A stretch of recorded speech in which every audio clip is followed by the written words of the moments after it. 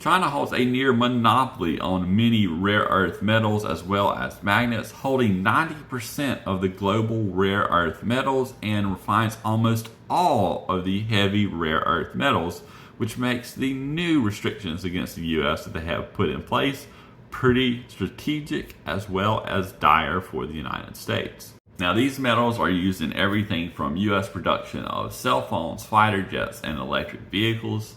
And the US stockpiles of these rare earths may only last between 60 and 90 days. Now, this could result in obviously higher pricing for everything that these rare earths are used in, as well as a delay or stoppage in work for electric vehicles. Now, I've been a pretty big hawk on getting rid of our reliability on China and our dependency on China, and that is something that we should be working towards for the foreseeable future.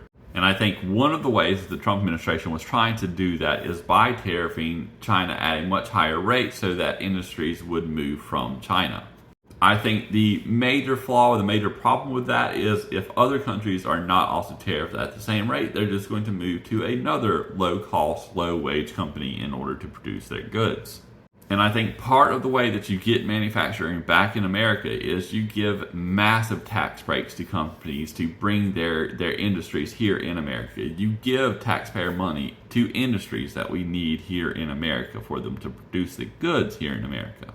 And some of those industries that I believe should have taxpayer money in order to make sure that they are only made in America from American goods include chip manufacturing. These are things in like the nvidia and AMD video cards. These are the things that are used in our cell phones.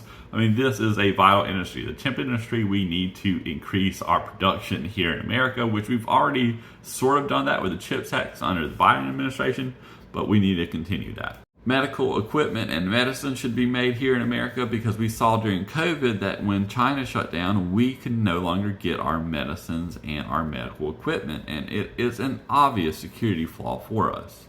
Fabricated metals, steel, stuff like that, because China is the main manufacturer of a lot of those fabricated metals, which is going to impact us severely if they restrict that when it comes to construction here in the country. But that is just some of the industries that we are not producing here in America, that we need to produce here in America for our own personal safety and security. And if they continue on the path that they're going now, you're not going to have that here in America. It's just going to move to a country like Vietnam or Taiwan or some other country outside of China because of these tariffs. It's not actually going to get them to go from China to the US with their manufacturing.